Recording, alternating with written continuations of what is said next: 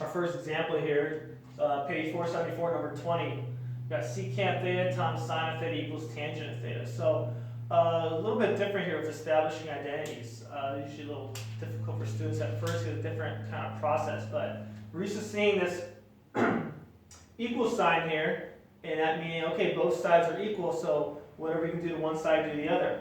Okay, not with establishing identities. What we're doing is trying to show the left side is equal to right side. We're trying to prove that they're equal. So technically have like a question mark there. So since you haven't shown that both sides are equal yet, you can't add cosine on both sides, or you can't multiply both sides by sine.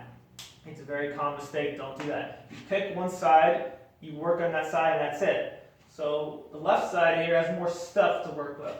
So I'm going to work on the left side only, not going to touch the right side. My goal is to show the left side is equal to tangent of theta. So see here that, well, one of our guidelines, the third guideline is change things in terms of sine and cosine. So secant, that's the same as 1 divided by cosine. That's the reciprocal identity. So we have 1 over cosine times sine of theta equals tangent of theta still. So 1 over cosine times sine, we get sine theta over cosine theta equals tangent theta. And I see, okay, sine over cosine, quotient identity, that's equal to tangent.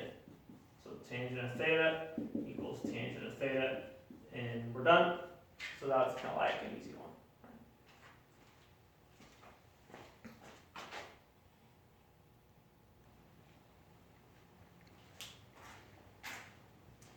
Our next example here is page 474, number 24. Sine of theta times cotangent theta plus tangent theta equals secant of theta. So, going by our guidelines, obviously we want to start on the left side. There's a lot more stuff to work with over here. Let's see here. All I have here is just secant. So in order for just get secant, there's a lot of stuff here you got to cancel out somehow. So let's change cotangent and tangent into terms of sine and cosine, and we'll see what happens here. So we got sine of theta times cotangent is cosine over sine, plus tangent, which is sine over cosine. And that's supposed to equal secant theta. Remember, put a question mark there because of saying, I mean, in the back of our head we know it equals, but we got to show it equals. So again, you can't add something on the left side and on the right side. You can only work on one side. Let's go to distributive property here.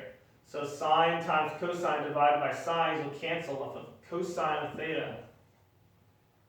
Sine times sine will be sine squared theta divided by cosine theta equals secant. Okay, at this point, again, from experience, you notice things like, okay, I see a sine squared here. Reminds me of the Pythagorean identity. You might want to pause the video and go back and check out your Pythagorean identities really quick so you know those. But there's a good chance we're going to have to find a way to get cosine squared here. You go sine squared plus cosine squared equals 1.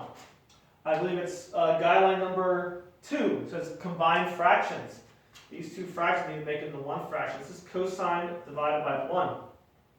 Well, this denominator needs to be cosine, so we multiply by cosine over cosine to get cosine squared theta plus sine squared theta. Both denominators are cosine, single fraction, equals secant theta. There it is, Pythagorean identity. Cosine squared plus sine squared is 1. Get 1 over cosine theta equals secant theta. Reciprocal identity, last step, secant theta equals secant of theta.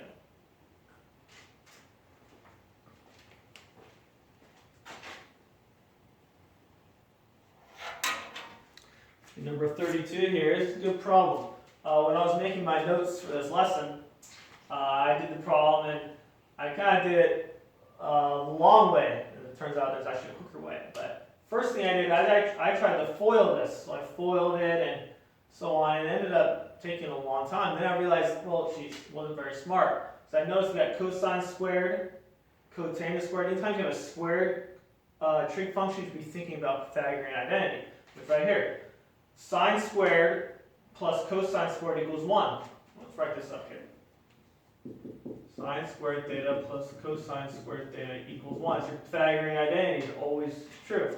Well, if I subtract cosine squared here, I get sine squared theta equals 1 minus cosine squared theta.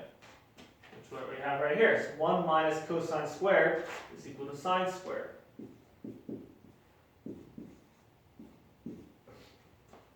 Also Pythagorean identity. 1 plus cotangent squared. If I divide sine squared by sine squared, I'll get 1.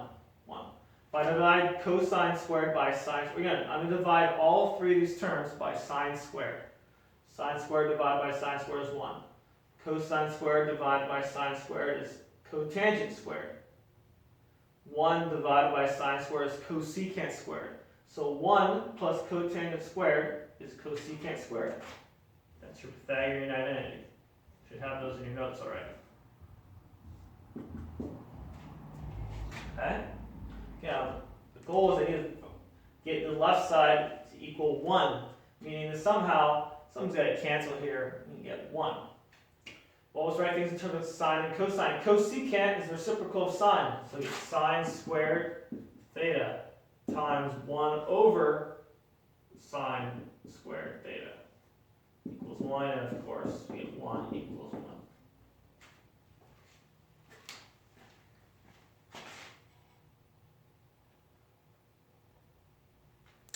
Our last example for this video, page 474, number 78.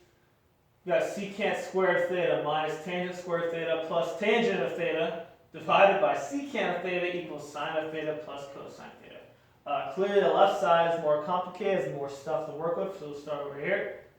Our second guideline is to combine fractions. This is already a single fraction.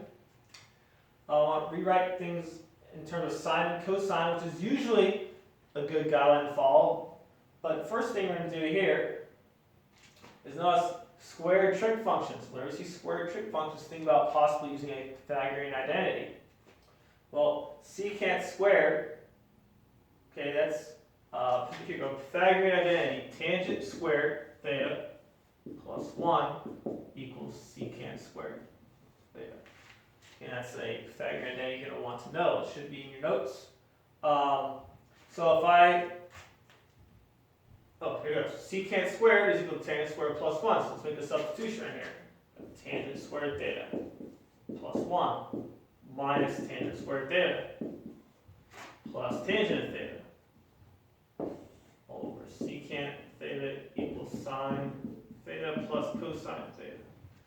So tangent squared and minus tangent squared cancel. Left with 1 plus tangent of theta over secant theta equals sine of theta plus cosine of theta. Now, guideline number 2 says combine fractions, but we're going to skip to guideline number 4. That is, look at where you're going and look at where you're trying to get. We're trying to get sine plus cosine. I'm trying to get two terms, meaning this single fraction here on the left somehow got to break up and become two terms. So instead of combining fractions, I'm going to take this and make it into two fractions. Let's do this. Let's remove this secant out, factor out secant. Let's go 1 over secant theta times 1 plus tangent theta.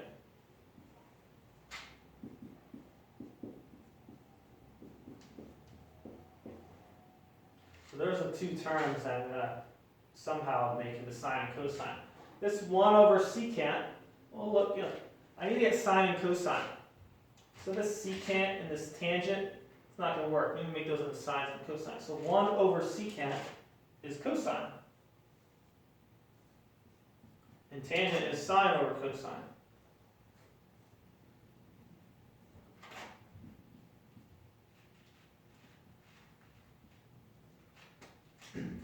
Now, distributive property. Cosine times 1, you get cosine of theta.